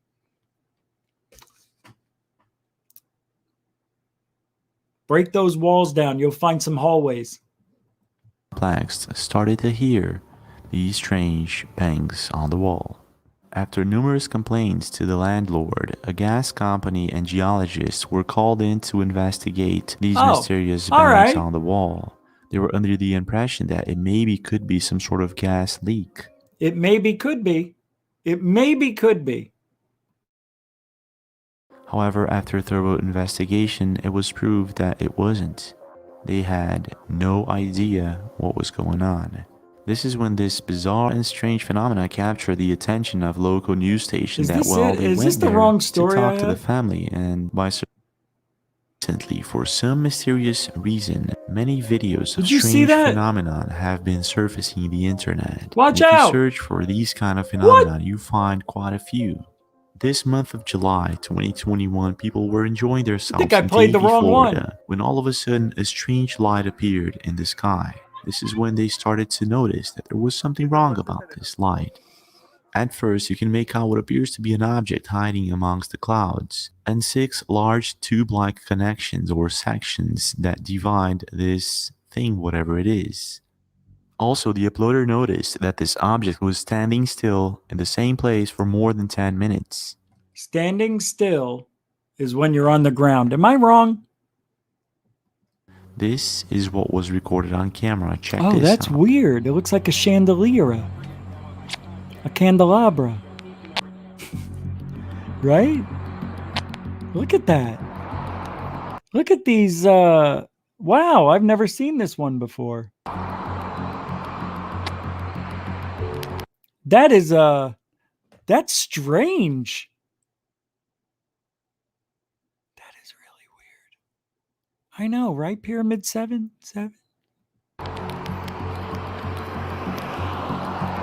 I don't think it shows anymore. First of all, because the object is actually behind the clouds. Oh, what? It's not drawing any attention. It's not flashing any lights. Okay, this is odd.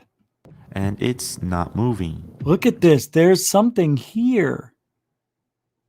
So, again, it doesn't make... Oh, wow. That's pretty wild. I can't play everything. You know what I mean? Yeah, that one was underwater. We did that on third phase. That's wicked. I've got another one of these I want to play in a minute. There's some really wicked stuff that I found.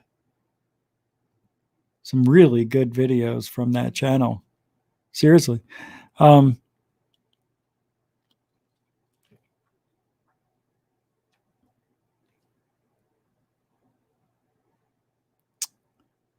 right, let's do this. No, I can't play that. I can.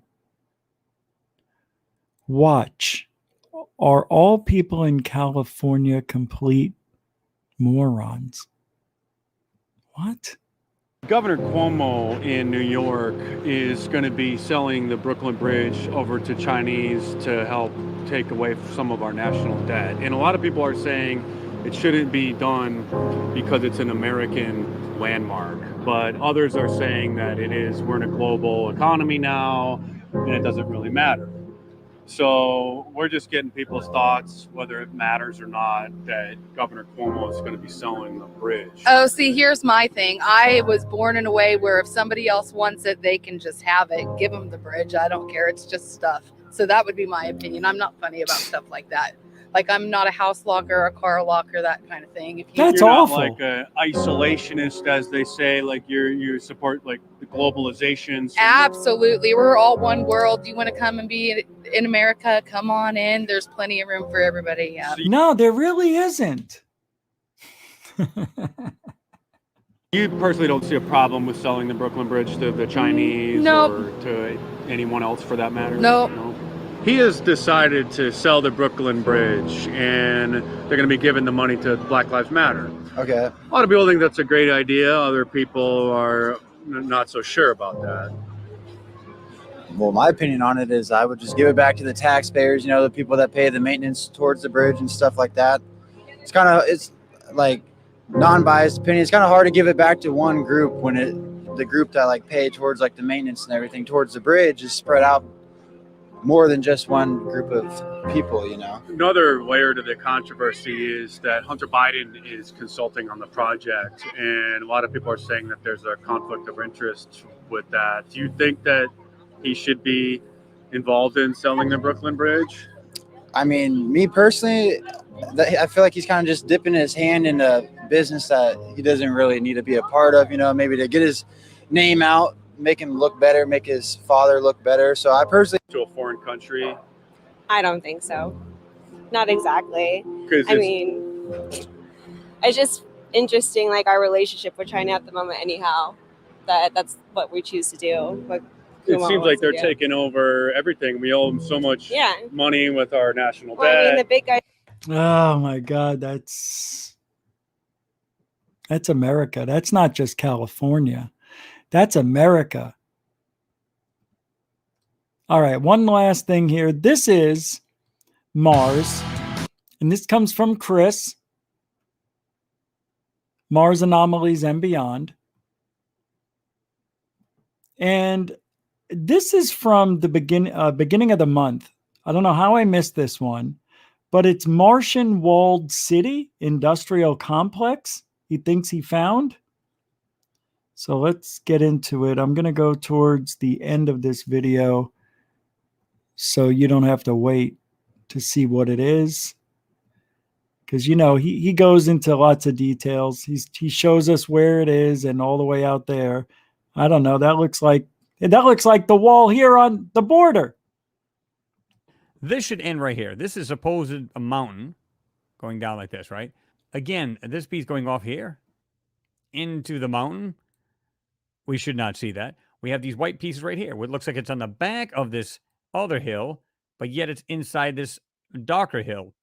How is this possible? White pieces right here, like I pointed out earlier. I'm going to go ahead and zoom into that. Just the way they're putting these fake hills in here should red flag this big time. I can see something right here. Looks like it's doing this. And going into this hill, we got something white that starts off in the back here and goes into this hill. You shouldn't see that. Again, we have this weird other piece right here. Now, keep in mind, folks, I did not do a thing to this. In other words, all I do is just took off the crappy color. See it? That's all I did. Let's start getting into this, and then we're going to go right into the full enhancement. Okay. Let's zoom into this a little bit. and have a closer look. Again, we have these weird parts in here. Now, what I'm trying to do is bring out. I was just saying, I'm having a hard time with this one. I didn't watch it yet. So, yeah, this one's, yeah, I'm not really feeling it, to be honest with you. Not feeling it on that one, Chris. Yeah, I don't know. Just not. Just not. But I want to thank everybody for hanging out because we are done. Seriously. I want to thank everybody, super chatters and moderators, for helping out today and every day. Without you, the show would not run smoothly, and it probably wouldn't be on every day except Sunday or Saturday. So thank you very much for your time and your support. The road trip's going to be phenomenal. And thank you to the newcomers and the veterans. Hey, just asking for your 5 minutes, 10, 15 minutes of time to give the show a chance. That's it. If you like it, you come back, you subscribe, you thumbs up, and you share it. That's all. You just got to do that shit once. But don't forget to make the bell all white. All right? Yes. Yes.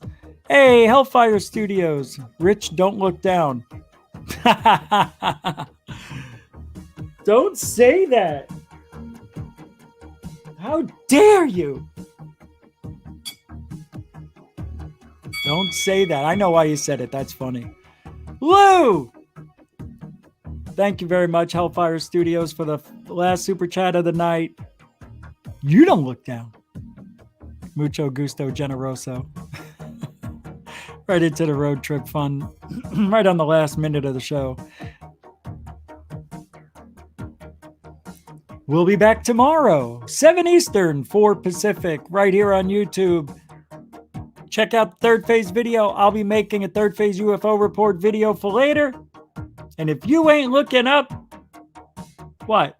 You ain't looking out for ufology. Good night, everybody. I said good night, everybody. Yeah. Turn that.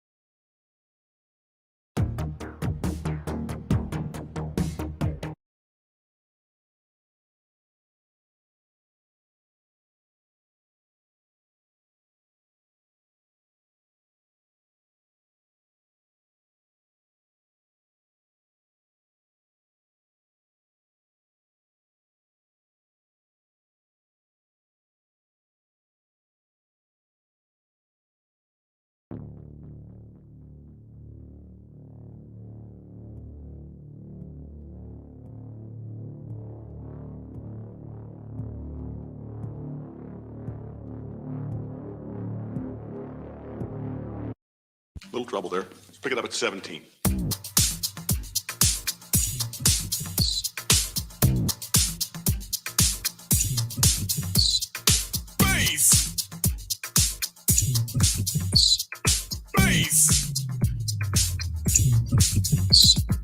Base, how low can you go?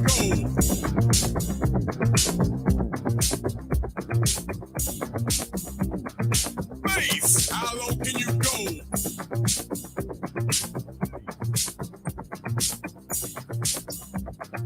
Base, how low can you go?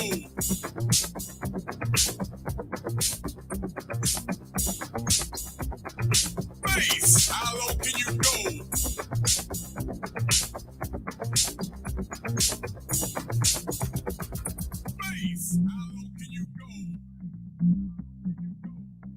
How low can you go? Base. How low can you go? Base. How low can you go? Base. How low can you go? Base. How low can you go? Death row.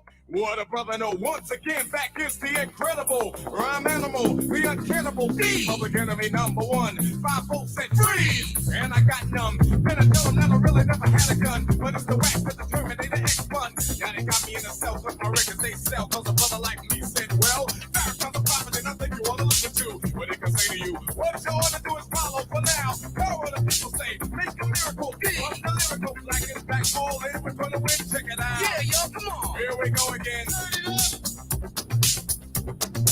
Bring the noise. Hey, yo, Chuck, they say we too black, man. Bring the noise. Yeah, I don't understand what they say, but little do they know they can get a smack to that, man. Never batted and back with the brother is managed and managed. The fact is corrupt like a senator. Soul on the road, but you treat it like soap on a rope. Cause the beats and the lines are so dope.